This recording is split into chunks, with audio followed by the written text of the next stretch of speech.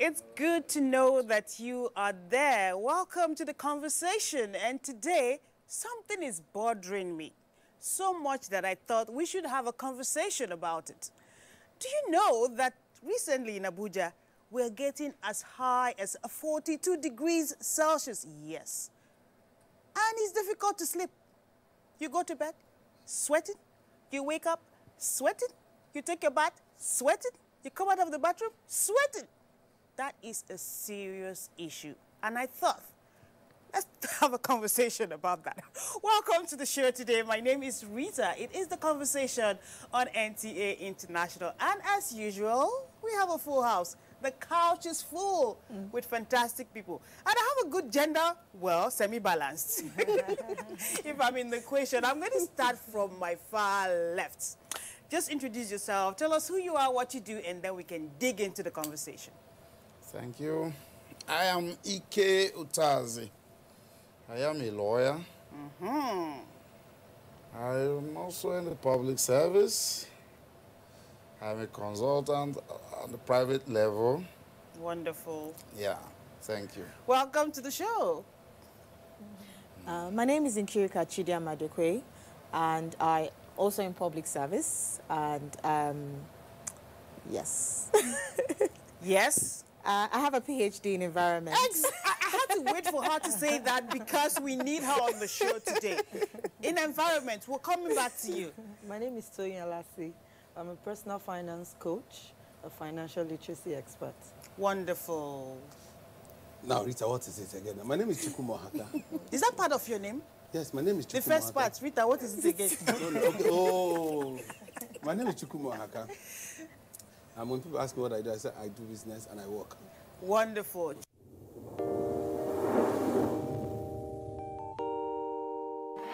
When there's a child out there that's not getting the same that your own child is getting, the difference will tell, and there will come a time in the society where that child is going to take his pound of flesh. Where you can actually, everything from watching a program with the child, you can start up the conversation from something on the TV and say, oh, you know. For me, it's like, hurry up with this business. And the other one said, Auntie, it's not about me, it's about the guys. They're not ready to marry. Yes. So if she wants to ask something, no, I know my mother very well. In fact, the most interesting one is when I put up pictures on WhatsApp, you know, Snapchat filters and all that, she will call me, remove that picture. There was a day, I got tired of all that and I said,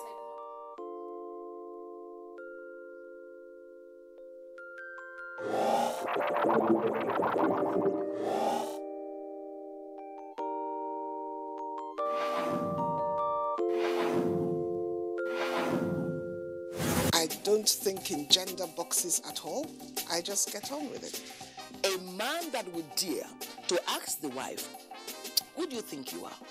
That is a real man. In fact, our husbands are our firstborns. The husband needs more attention than even the children. It's not only about work, it's not only about family. They need to take the time to look after themselves, and we don't. We don't do that. They took my money. I paid every fees. I never asked to be hoisted as a governor. I wanted to be allowed to go out there and contest for the position of governorship candidate first. There's nothing greater than looking back and seeing that while you were aspiring, you were able to inspire others. Power to women. Yes, we need to have more women, more multitaskers around Nigeria to get Nigeria working. Definitely.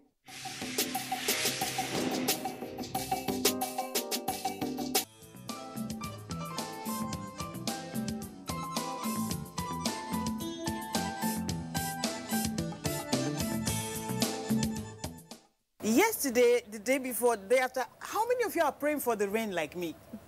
I just prayed this morning. Rain, rain, rain, rain. This is no longer rain, go away. Rain, please come. You know, let's not forget that people are watching from different parts of the world, different parts of Nigeria. There are some places where they're probably begging the rain to stop. Yeah.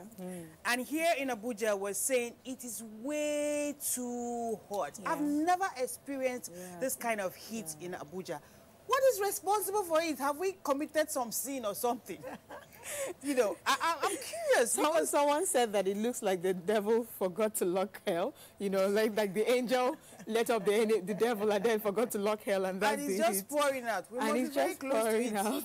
But what we're actually experiencing is what is known as climate change, and that is also that basic climate change actually simply means a variation in the weather. And this is from either human activities and also non-human activities. But what we're actually seeing is an effect of more of human activities. So human activities in the transportation system, oil and gas sector, manufacturing, and so that has brought about an increase in temperature, what you know as greenhouse gases, global warming. Okay. So what we're seeing is the effect of global warming. Why? Because the ozone layer has been compromised, and so we have bleached the ozone layer. The first layer skin is gone. And so what usually would have protected the earth, the cover, has been compromised, and so you have more of the heat. So you're sorry to bring this bad news, but unfortunately, there's going to be more rising temperature, according to the IPCC report. Because Africa is one of the most vulnerable continents. So you're going to see rising in temperature, you're going to see more flood, you're going to see adverse effects in food security. Oh my goodness. You're going to see more of malaria, unfortunately, and cholera, except something is done. And unfortunately, again, Africa doesn't contribute much to the greenhouse, to global warming emissions, but she's going to suffer it because of her low adaptive capacity and also where she's also situated. Nigeria is going to see more of it because Nigeria is part of Africa. And so we're going to unfortunately experience more of these 42-degree heat. We're going to experience more flood. We're going to experience more because when you have flood, you also have some areas like we've noticed that don't have water, don't have rain. That disparity is going to continue. So where we are now at the international level is talking about mitigating climate change and also having adaptive strategies. So perhaps that's what we can start doing. Adaptive strategies. Let me say it like a professional. Now, that simply means things we should do to be able to, you know, I use the word again, adapt to what is going on. In early February, early February, I was in Lagos. And when I woke up in the hotel room, I heard sounds that sounded like water dropping on the roof. I couldn't believe it, and I opened the window. I quickly went, what? It's raining! And people thought, what's so strange about that? I'm like, in Abuja they stay. It's different. Until now, we're still begging for the rain to come. Before we look at all those adaptive strategies that we can take, let's see, how are you coping? How are you adapting to the weather now? Because we'll let her tell us what we need to do, how we can probably make things better, help the ozone layer to stop bleaching. But how are you coping? I see you're still wearing suit chooks. You're still a gentleman, like Fela would say. But my job has made me feel like when I wear a suit, it looks like I'm wearing normal shirts. Because it's something I do almost on a daily basis. Okay. Even in the highest point of the heat, I still wear a suit. And I'm sure your car is as cool as this studio. Maybe cooler, okay. No. Okay. But do you know, one would think about this.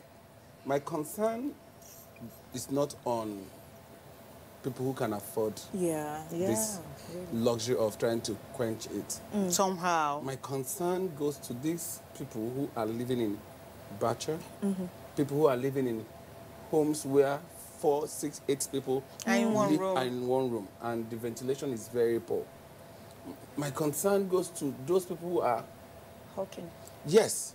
Now, the focus is not how I survive, because by the grace of God, you could see that I can do the artificial way of surviving it. I could have my ACs on. I could have... If you have power. Yes, yeah. Even if you don't have power, you could have generator on. What it could attract to one individual is higher cost of living. Now, you could now, if you used to run your generator for like 2-3 hours, you could now run for like 5 or 12, 10 hours. But what about those who can't afford to do the generator, whose house already is in a very difficult situation? How would they survive? Because we're talking about cholera, we're talking about malaria, we're talking about all these things. These are also human beings. They live here. There's also the other ailment that says that they say heat cuts. What is it called now? The one that causes meningitis. Yeah. Now, Dr. Hart said something. What is government's plan? What are they doing to see that these people, because we pay tax, to see that these people... Yeah, I pay tax. To see that these people, they are all Nigerians. Yes. We are talking about heat. Some other parts are talking about flood. Give or take, there is a mishap happening somewhere else. Yes. What are the plans? Why are we proactive? Are we waiting for it to happen before we come and say, oh, take action? What are we doing? Because I'm concerned. When I drive past those areas sometimes, I feel so bad. And you see, there is nothing you can do to help this, because if you start it, you will also not be able to take care of yourself. Tony is just shaking her head. Like. Because I feel for them, you know, it's easy for you to say, I was discussing with my husband yesterday that really some people don't feel this heat. Because from AC car to AC house to AC clients to AC, they don't feel it. And I was telling him, it's actually maybe in their on pocket the side of the divide that you do. Yeah, in their pocket. They don't feel it in the body maybe, but their pockets. They may not be feeling it in the pocket because there's always supply of the money to take care of the bills. So it's really those people who have to go out. So one of the things I'll say is you have to dress light. You see some of them, they still, I don't even know how the policemen cope on the road, still with their black and black in this heat. They should find alternative things for them. You have to dress light and then hydrate a lot. Drink a lot of water and what you've just said, like hydrate a lot, there's really the need to hydrate, because we just believe that, okay, this is Nigeria, there's no need to do that, but we have to hydrate a lot. But there's also the problem of maybe we don't have the water. Do you have good water, access to good water? That's something else again. So how many people know about this now, this hydrate a lot? Because a few of us got it. So while you are all talking about hydrating, Barrister is hibernating. So let's get him out of that cocoon and find out how you are dealing with the heat right now. Yes, let me take 2 steps backwards. Okay. Doctor said it's called global warming. So in as much as we are dealing with it, discussing what we should do at the lower rungs of the ladder, I am looking at it from the global perspective. Because I read something about global warming. You know, when the thing started, we thought it was their news. Yes. But I'll give you an example. There was something I read, they say it will affect even crop yields. And I flashed my mind back to my village when I was living with my parents as a kid. The harvest used to be very bountiful. This cocoyam was nothing. Now, to see cocoyam in the village is a pro. They say there is something They're becoming very tiny. My mind now went to this issue. Even childbearing, it will affect so many things. I read it, I shivered. So it is something that requires serious engagement at all levels. Internationally, nationally, down. How many people know about this? None. And we are still engaging in so many disruptive activities. As we talk, the disruption is at its peak.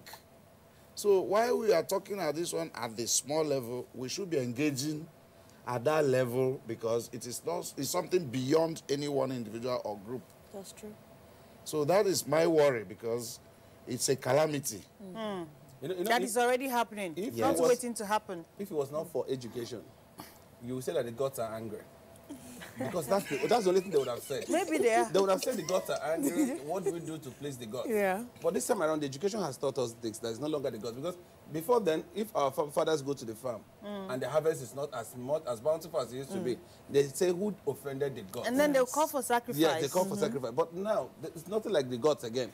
We have the gods in various strategic positions. Now the gods are not to blame. Policies. The gods are not to blame now. The gods are not to blame now. Doctors should be in the position to tell us what they are planning to do. Because it's as it is now. Yes, so because you said Africa doesn't contribute much to it, but she doesn't. But we're going to. We're going to be at the receiving end. Yeah. Why is that so? Like I said, because of our low adaptive capacity. Going back to agriculture, Africa depends on rain-fed agriculture. So most of our farmers are waiting for the rain to fall before you plant your seeds. But one of the adaptive strategies is that we should monitor the seasons. So we're going to have to change when we plant. Really? So yes.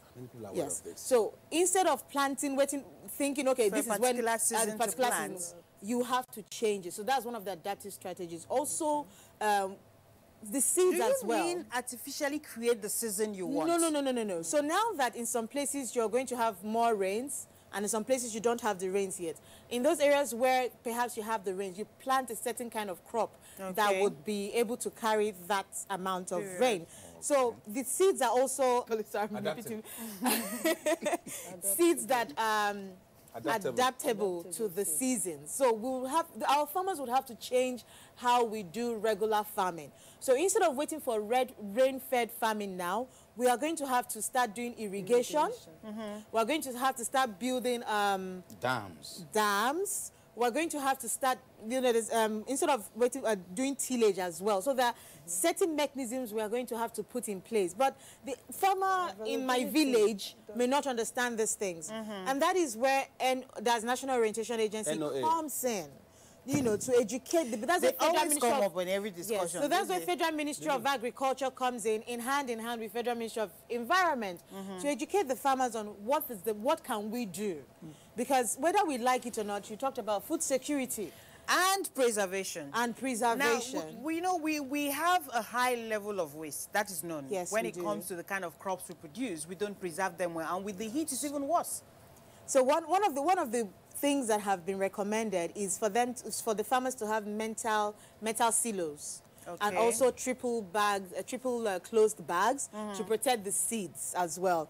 And there's definitely need for infrastructure to create connecting transportation, so that if I plant my pineapples, I can easily take them to Lagos and all that. So these are the things that may have to be put in place to reduce wastage, like you talked about. It's very challenging. Yeah, it is. Because, I didn't look at it this deep. Yeah. I was thinking it's about the heat. Now, I'm more scared than I've ever been. Because I'm sorry to make you more scared. No, come on. Come on. What doctors? Come on. No, they'll tell you the sickness is difficult. Okay. Nigeria is going to be the most populous. We're already the most populous country in Africa. Oh my goodness. But our population is going to more than triple. Wow. So you're also talking about increase in population. So imagine we're all managing this small space. Imagine this table is a small space, and we're trying to manage the resources. Imagine if we have triple that population. So you're talking about, again, food security, you're talking about water security, because Nigeria is a water-scarce country. What do you mean by water-scarce country? It means that we're suffering from lack of sufficient water. Drinkable water. Not just drinkable water, but water itself. Really? Yes, unfortunately. I would have thought with the ocean. Oh, you would have thought. Yes, fresh water. We suffer from that as well. So we're one of the water-scarce countries. So because of climate change, we're tilting towards water scarcity. So these are the things we are going to have to deal with in the next 10, 20, 25 years. And that also affects power, doesn't it? When it's the raining season, we always hear, oh, power is better now, power supply is better now. But we know just how good it is when seasons like this come. How's it been with you in terms of power? Epileptic. You see it, but then it goes, right? It comes and goes, it comes and goes. Some people don't know whether there's still power supply at all. I know I'm talking a lot. No, you're free. You're free. Doctor, let me say something. Like I said, this thing goes, you can see deforestation coming towards us. We're all joking about it. And it's serious. You can see the clashes between herdsmen and farmers. The herdsmen are looking for greener pastures. And the thing is encroaching. The farmers want to farm. So you look beyond, because when people talk about it, I just laugh. It goes beyond what people think.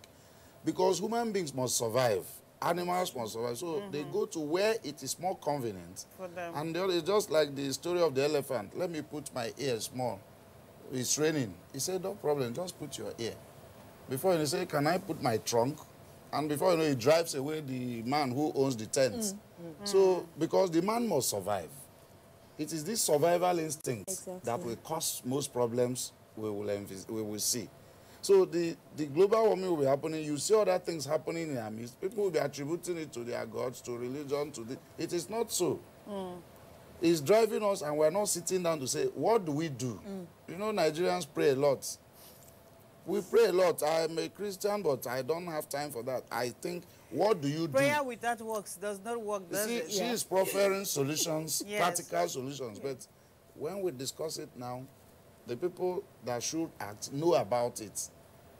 But we always think it is something that will happen overnight. We can have a long-term plan. As individuals, there are different habits we have that also impact on the climate. For instance, I attended a training sometime last year about reporting, and then we talked about climate change and how journalists should treat the issue.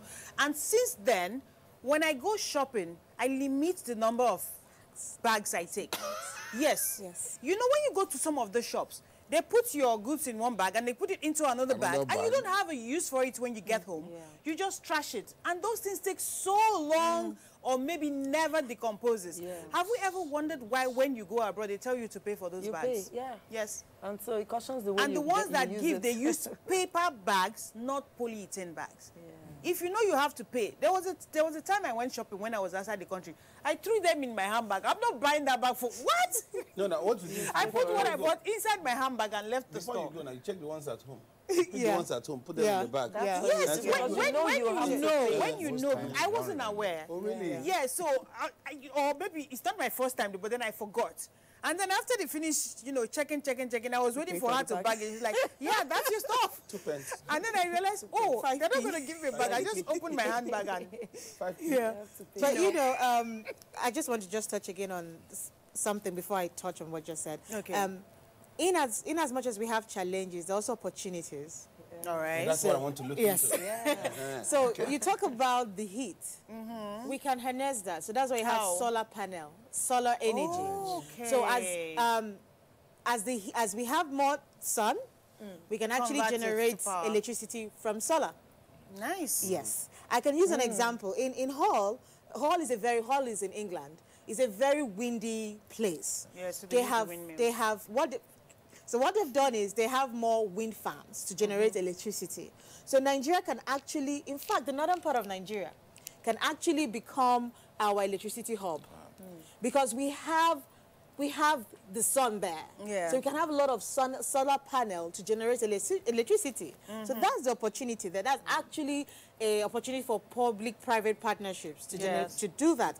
And then back to what can I do as an individual. Yes. Like you talked about the plastic bags. I might need to reuse the plastic bags. You know, then also use less plastic. I know it's easier said than done. Yes. It's easier said than done, but you have to be very conscious about it. You know, you have to ask yourself, what am I doing? At the construction, people who build houses, why don't I add more green spaces? What I mean by green spaces, it means that when I build a house like where we are at the moment, you have, you make sure you have plants around the house. Garden. Yeah. Not just the gardens, I mean plants around the house, on the wall of the house. On the wall. Yes. So that helps ventilation. Wow. So you have clean air, you know. And then also, people that build estate developers, why do we all have just concrete? why can't, after one house, two houses, or whatever, you have trees? Yeah, I was still saying. They want to maximize the land. You know how much land is in Abuja? No, but why would you maximize the land? And people are dying. I'm just playing devil's advocate. But I think that's what is going on. You know these days, the plots are like 400 square meters. And they're thinking houses. Human beings will never behave until they are made to behave. Until they're made to behave. Regulations, rules should take care of that. Then as a farmer, they will have to maximize profits. As a farmer, instead of saying it's easier for me to just burn the farm. Yeah. You know, it's cheaper. Yes. As you're burning that farm, you're also causing climate change. Yeah. You're adding to it. And not just that, you're also destroying the nutrients. That will grow your plants. That is, you know, so we need to ask ourselves, what can we do? What am I doing? You know, so as an individual again, how do you dispose of your plastics? Which is very key, you know. But the thing is, yeah, the plastics are not, they're one of the issues, but they're not like the main issues. So instead of falling a tree, plant a tree. Someone made a suggestion. The person said that when children are celebrating birthdays, instead of just buying cake and chewing gum or whatever, let them plant a tree. So we have to get that culture, you know, of planting more trees, because that is one of the ways we can stop the erosion and also combat global warming. But to speak about issues that concerns, since we're having a conversation, see, once in a while, like I am wearing now makeup. Yeah. What climate change is doing to women and makeup right now? You are laughing. This is a very serious matter. You know, with the heat, you leave your house, maybe you're going to the office. These days, except I have to come on set or I have an important meeting to be at, I try not to wear makeup. But of course, imagine if I came out with all the heat and I didn't wear makeup today, you would have wondered, what's in the happen for conversation today? But seriously speaking, when you wear your makeup with this kind of temperature and you have to be outside, it is mask up. No matter how light you had it on before. Even we had to powder the faces of our gentlemen 1, 2, 3 times because they were shining, literally, from the heat. How are you coping, Tony? Before you tell us about your wife and the ladies around you. You adapt. Well, as a lady, I take my handkerchief, just dab from time to time. You dab from time to time, because especially if you have an oily face, you have to. Like I do. Like I do too. So I have to dab from time to time. Maybe just use the powder brush. If you have a meeting, but if you don't, most times I'm not wearing makeup. If you just allow your skin breathe. Yeah, breathe. So I just clean up and then I'm like that, except I have to go for a meeting or stuff. I don't wear makeup. And I keep a bag of wipes now. Yeah. So more business for us. A bag of wipes, because you know when you don't wear makeup too, there is the sweat and the shiny thing on your face. I just clean off often, and then maybe I just use white talcum powder to just make sure my face is not like green light district, if you know what I mean. Also, you don't even wear makeup, do you? She doesn't. Yeah. but sorry, let's talk less of the makeup thing. We talk some of it, though. Now, what do we have to say to schools? Because we need to give a message. What do we have to do or say for schools where they have these kids packed all together? Is it in the classroom now, even boarding schools as well, where you have bunks that have how many students in one particular bunk, one particular room? What should they do? Because, you know, most of these parents we talk about can't afford to get their children into schools where they can have this semi-whatever kind of hostel. How do we tell them, the owners of these schools? Because you see children go to school, come back with rashes, and you begin to check, how did it happen, how did it happen? And aside that, what about those who put to bed newly? And they're living, you see, it's serious. Whatever we can say and however we can bring it up, so that people can, if it's NGO, if an NGO you can do assist, come up with a program with this and see how people are suffering on this. People are suffering. You see a lot of rashes on children, and these are not rashes they go to school with. They come back with rashes. they come back with different kinds of ailments. How? I'm going to go back to you because you are the environmental and the inhabitant of the environment specialist. One thing that is very rampant when the weather is hot like this are those long brothers. They become very migrants. The reptiles. Yeah. They move a lot. I remember sometime last year, people even had stories of having reptiles coming out of their toilets. Yeah. And, you know, we had even incidents within and outside of the country. How do people cope? How can we manage that kind of situation? What should people do now that the heat is so much, whether they shouldn't leave their door open and you need to get fresh air? So how do you manage? I don't think you can tell people not to leave their doors open, because how else do you get fresh air? But you're going to be more vigilant. That's what I would just say. Okay. You're going to have to be more vigilant because you said surviving, the elephant and the man. So these animals have to survive as well. Oh my goodness. Yes. They're going to have to survive. They come to where it's cold. Yes. Yes. But you're going to have to be more vigilant. That's just what it is. You almost scared me. When you said you're going to have to be more, I thought you were going to be say accommodating. You can share your space with them. I hope that people in authority are listening, because I've gained a lot sitting here, listening from you, so and listening to you rather. I believe that if this message is taken down to those who can afford to watch NTA, because not everybody can afford to watch NTA. That's true. If there can be a way where every week a circular is sent down, people are spoken to, those areas that are mainly going to be the areas that these things are going to be high on. You go there, you talk to them, you lecture them, then tell them these preventive measures and then adaptive measures that they can use to survive. Leave us. Why I say leave us is not because we are not feeling it. Yeah. Someone walked into my office day before yesterday and we were talking about it. And he was talking about the heat in Abuja, and I asked him, are you feeling the heat? Because it's one big man I know. I asked him, are you feeling the heat? I know how your car is. I know how your office is, and I know how your home is. So when we talk about the heat in Abuja, you're not feeling the heat. There are these that are feeling this. Those we know that are feeling this heat. How are we taking these messages to them? How do they survive it? And how are we helping them? There are children on the street who still have to hawk, sadly. Some of them may be not wearing slippers. In the heat. That's true. In this heat. That's true. So it's alarming. It's a lot of work. You just said something. Yes, NGOs are actually doing better than our government agencies. We have the National Orientation Agency. How many times have you seen their vans with their public address system? Different languages, record the message, Hausa, Yoruba, Igbo, and some other languages, and go down to the grassroots. You know why I like Nigerians? Nigerians are good followers. We are. Just show leadership, they will follow. We are. I think that is just the thing. Even the town hall meetings, even the traditional rulers. People need to wash their hands more. Immediately your kids take the message to them, they will abide by it. That's true. Do you know, one day, I went to the small room. One of my kids ran in. I finished. He said, Daddy, come. You didn't wash your hand. I said, yes, I want to finish what I... He said, no, come and wash your hand. As I was washing, he went and brought soap. He said, they told us to use soap. Because... You understand? See, he has picked the message. He insisted I must use soap.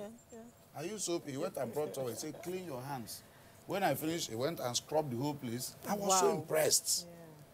I was so impressed. I see Toyin smiling. She's into cleaning, right? Yes, you're into cleaning. And we've talked about dogs and reptiles and all of that. Do you often get special requests during this period about what people need to do about cleaning and keeping themselves safe? Yeah, you need to ventilate. But then when you ventilate, dust comes in. So you have to dust a lot to keep the space clean. Get your kids to wash their hands more often. The house mopped more regularly. Because you open everything up most of the time, the dirt's coming. You have to clean, sweep, mop, stuff like that will maintain. And maybe putting nets in our windows and doors could help. Because you said you can't tell someone not to shut their doors because they have to vent. But maybe if you have a net door, that would at least keep the crawlers from coming in. Then you're not thinking of what if you try to do that and you slip up and takes advantage. Hey! the things we have to worry about.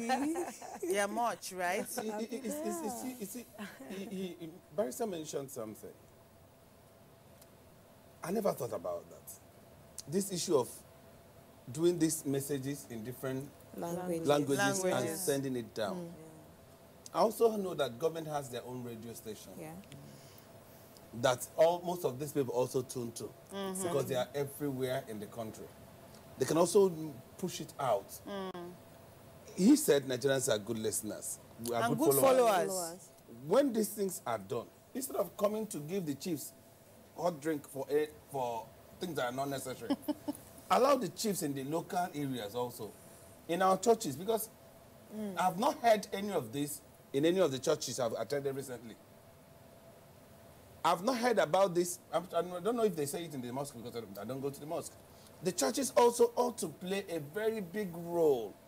Once in a while, bring experts like doctors to come to the church. The religious bodies generally. The religious bodies, rather. That's the right word.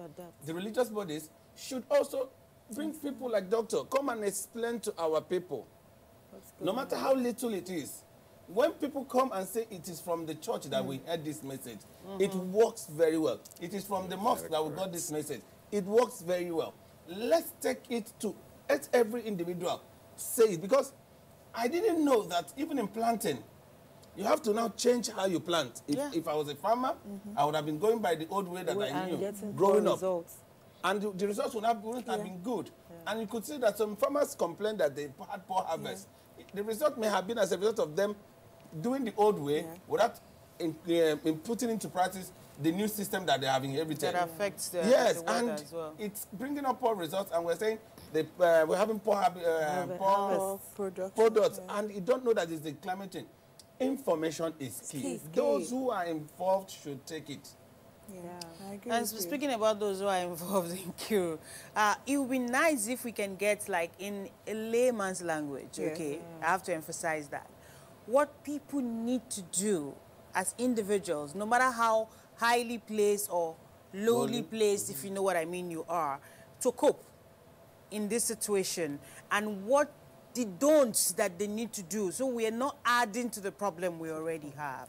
Like I said earlier, basically, we, as individuals, we're going to have to change how we live our lives and what we do. So we talked about plastics, basically, which is one of the issues. We also talked about, I also have to add, energy efficiency. How do you mean? Buying energy-efficient light bulbs. Okay. To reduce the global warming. As a woman in the village, what do I do? In the village, what do I do? It means that I have to stop burning grasses, burning the farm. Stop bush burning. Bush burning, indiscriminate bush burning. I have to stop it because it's not good for the environment. Sorry to cut in before you continue. When it comes to bush burning, there are some habits that also leads to bush burning without people knowing. Those who smoke, they just throw their cigarette Yes, that's not true. just in the farms, but even in Abuja, in cities, you experience that sometimes. That has to do with the lifestyle. Exactly, lifestyle. I was waiting for you to finish. Okay, all because right. I was going to say, after we finish this, what about lifestyle? All right. Meals. Let's allow her. One of the options they've said, I know a lot of people may not agree, is to eat less meat. Because cattle is one of the main emitters of greenhouse gases. So yes. So one of the things they say is eat less meat. But I know people may not really want that. Hopefully we don't get sued. No, the last time someone said this, there was a court case. Because we need to know what lifestyle is important. So how can I cope as well? Like, you said, wear lighter clothing. It's very necessary. It's going to get hotter than this, unfortunately. Please. But wear lighter clothing. Drink a lot of water. Drink a lot of water. The schools as well. But the thing is, you can't really tell. I think it's actually the parents who need to tell the school how many people they should admit. But everybody will say, how can I accommodate in a class? But somebody will say, so you want them to admit your child and not admit my own? So they should grow the school, build more classrooms if you want to admit more people. That's for the government school, right? As for government school, as for private schools, they will say funded. So this is really quite tricky. It's not a here and there. It's quite tricky, but we'll need to change our lifestyle. We'll need to change how we do things. So I would say drink more water, wear lighter clothing. Each time you say that, don't cut the trees down. Don't cut the trees down. Think about the trees. More trees. Before. There is something. You know, we've been talking about these issues and how we go about it. And I was just thinking aloud. We're talking about global warming, deforestation, and the rest. Do you know that the real casualties are the people in the urban areas, not people in the rural areas? Of course, because yes, I love my village. Because they are still very close to nature. Yes, that's true. If I go to my village now, I can sleep outside till daybreak. That's true. And the kind of air you receive there, no AC will give it to you. But you don't attempt it here, they will come and pick you. So, and the population is more choked up here. Yes. So actually, if I take it beyond here, that's why I'm thinking aloud. If the government provide infrastructure down the grassroots, half of people in Abuja will go back home. And these things will come down. So people are cramping here because they are looking for greener pastures. The greener pasture in the pockets, not the real green. Not in the fields. So if you develop the country, so many people will not come here. So it is those in the cities that you need to go to Pape. I went to a place to see somebody who gave birth. It is an L or U house. 20 rooms. 10 on this wing using one toilet, 10 on this wing. Because when I said I wanted to be, what I saw, I held on till. Yes. That was 2014 or 2015. It was terrible. It's better. In fact, I jokingly told the person that took me there, say, it's better these ones go to the village. I said 20 rooms, 10 on this wing, 10 on this wing. There's going to be an and each room has they cook at least 2 persons. You just said you went to see someone who had a baby. So that room probably have 4 or 5 persons in each of the rooms, maybe. So the young man, the wife, the mother of the wife, the sister of the wife. Because everybody was staying. In fact, we didn't sit and we came outside to sit because the room was full. So when I look at this, those in the village are better off. They have space. That's the truth, except that they cook with wood and the rest, which is also contributing to the problem. But the one here is worse than what I see. But there's going to be increase in urbanization as well. More people are going to move from the rural areas to the urban areas. In search of a better life. In search of a better life, yes. So that is something that is going to continue. But as well, we talked about what can I do? Mosquito nets. You're going to have, because prevention is better than cure. Because you said there'll be increase in malaria. There's going to be increase because of the heat. Because of the heat, yes. And then also, if you can fumigate where you live. Sure. Fumigate. That's something else again. Fumigation is quite key. Yeah, those are the things. Let me say something about fumigation, because you talk about fumigation now, people will be saying, how can we fumigate in a public place? Now, because people are watching. It's not good for one to be the obstacle towards the fumigation. If in my environment, I want to fumigate and I want to pay, like, assuming it's 15K. If you people are 10 living in a compound, contribute to make it possible. Don't wait for landlords to come and fumigate, because most times people think that they're doing it for the landlord. Within themselves, they should come up and say, let's do this within our environment to help ourselves for our environment. Remember in the last episode, we did talk about ownership mentality. Yes. If we begin to take this, I know we also push it to the government. And who are this government, I say? Me and you. We are the government. So if we begin to personalize it, now a lot of things have been dished out here by Doctor. Doctor has said a whole lot. Now it's left for those who are listening to now begin to implement. Because you see, some people will take all this in and say, they will sit there and say, it's government, we're waiting for government to. You see how this place is, we're waiting for government to. And somebody is bringing up the idea of fumigation. And you say, how can we do fumigation when government can do this? Government work. If it is 15,000 and your own role is 1,000, bring up. it out and pay. The health you have is for yourself, not for government, not for me, not for any other person. The reptiles as well. Yes, it keeps the reptiles away. It keeps every other thing that could harm your body, harm your children. Because if we can take consciousness of being healthy, putting our environment okay, making it look good. Like, imagine what he said. It wasn't spirits that came and defecate that place and make it bad. People made it bad. The place is, I mean, you don't even need a spirit to get that place looking bad. With the number of people to work. Come on. But it could still be possible that they use and they flush. An economic expert once told me that so long as your bathroom is how many minutes away from where you are, or a second, if you have to leave your room to go outside to use the restroom, then you're poor.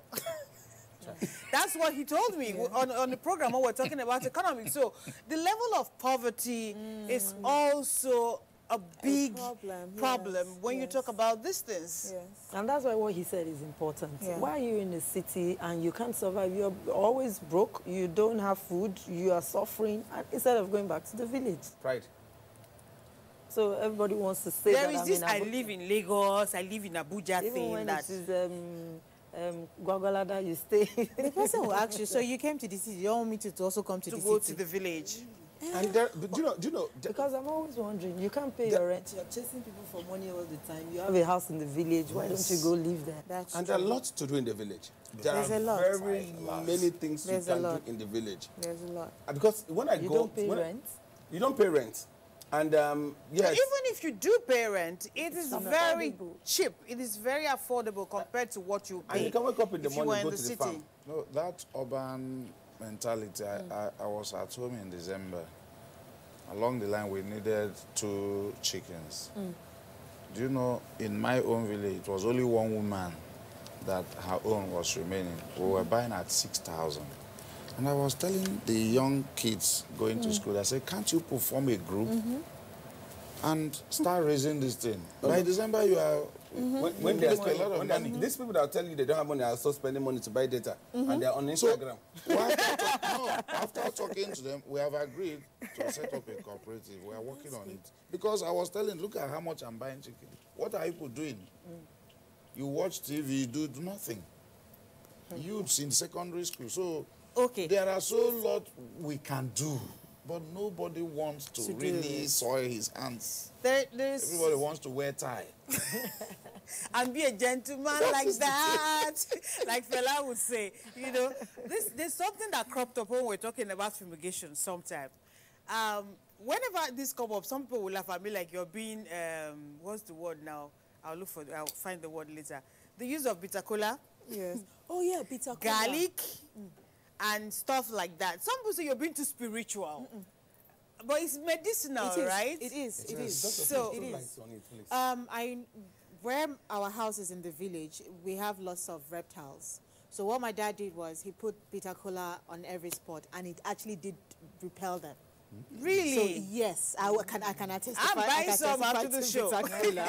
So yeah, there are things we used to do, or we call them traditional ways. Yes. So we could go back to those traditional ways. Some people think of it and be like, oh, that's a fetish thing to do. Or you're being too spiritual. Well, that's why we're talking about it now, right? The plants you have around your house, I'll chase them away. Plants, Why is that not exactly. There are plants too. There are plants too. I know